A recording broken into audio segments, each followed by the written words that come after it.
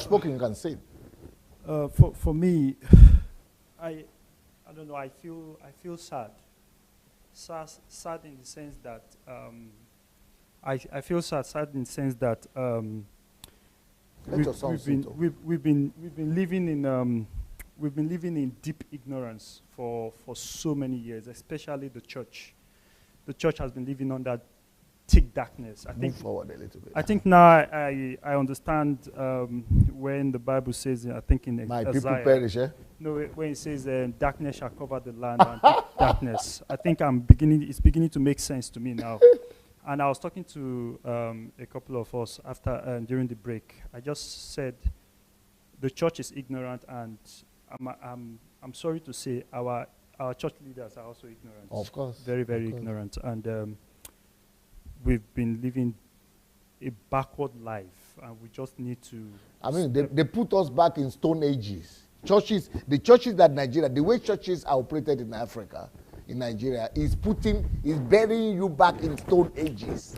It's not making you to be competitive with the world today, or for the world of the future. No. But what I am doing is to get you ready for the future, make you competitive, beat Europeans. I mean, look at members. If you go and talk to members, or go and listen to the stories of members of Embassy of God, any one of them, internet, go and listen to their stories. Even on my site, go listen to testimonies of members of Embassy of God. Mind-blowing stories. Impossible, just by all that they have been with me, maybe 1 year, 2 years, 3 years.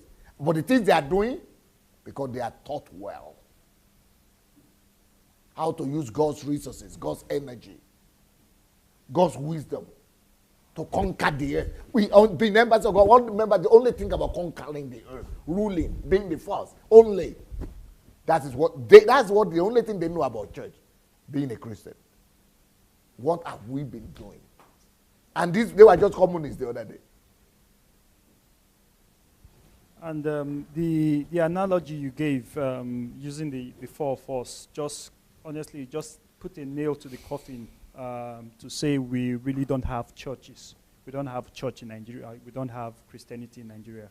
The way it's like it's a prison. It's a cage. It's a cage. Prison. It's a cage. It's a prison. So I think I think that more. I hope that more and more to people like all of you who have been following me on DSA platform, that it's probably becoming clearer now why I'm so passionate like that. Why it's like I am a mad person. Why am I so passionate? No, it's because of because of what I know could be better. It's because of what I know, where I'm coming from, that things, I just know how things are supposed to function. So there's no way you will know that thing and not be passionate. People say I'm abusive, I'm insultive, I'm something like that. You have to just try to understand where I'm coming from. The gap is just too much.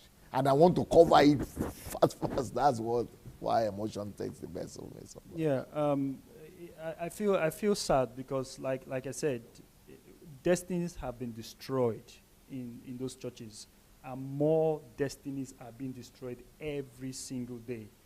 And like when you gave an explanation of Genesis and you talked about for every miracle that comes your way, there's an opposite darkness and all that. And this is what the church spend 90 to 95% of their time, if not 100%, praying against what they call as you understand? Instead of putting demarcation praying and turning it into a product. Nobody has ever thought about that. I've never heard. I was talking to, I think it was Yanu. I said I've read, at least the only person I know that really teaches from Genesis is Miles Monroe. I've heard a lot of teachings, but I've never heard this before. I've never. So it just goes to show that I think we need a total overhaul of the system, especially the church, a total overhaul. And one thing I just want to take out from here, which I also want to encourage everyone to also do, is that they said if you can't change yourself, you can't change the world. So even while we talk about bringing order back into the society, it should start from our own personal life. This message applies to our own personal lives. It should start from our personal life. put order back in the three different aspects. Put order back into our spirit, order back into our soul, our mind, then even our physical environment, one person at a time. Then by the time people start to see the difference in you, like they saw the disciples, that they said they are unlearned men, but they recognize that they've been with Jesus. So at least let people know that, okay, we've been with him. What can this understanding of order do to Africa or Nigeria or where you're coming from? So how can this understanding even change you and your life? It's already changing me. It's, my head has been blown away. I just can't, it's just too much for me to take. I think I need to really sit down and think. At the time, I couldn't take any note. I just said, I think I'll just go back to the YouTube message and listen all over again. It's a total transformation for me. It's a total transformation. So what can they do for Africa? Sir, put off the projector, I guess. It will be a total transformation for Africa. If people understand. A total, I mean, a 180-degree shift, completely.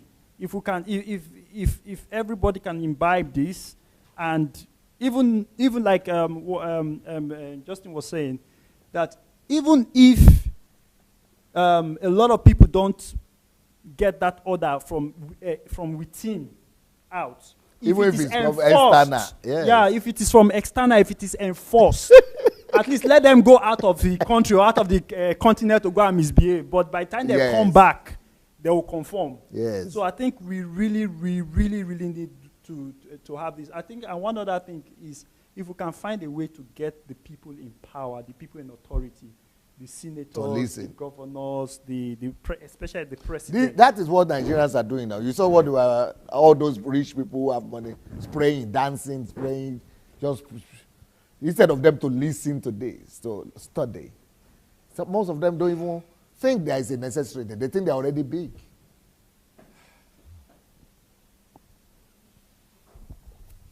Yeah. So I really.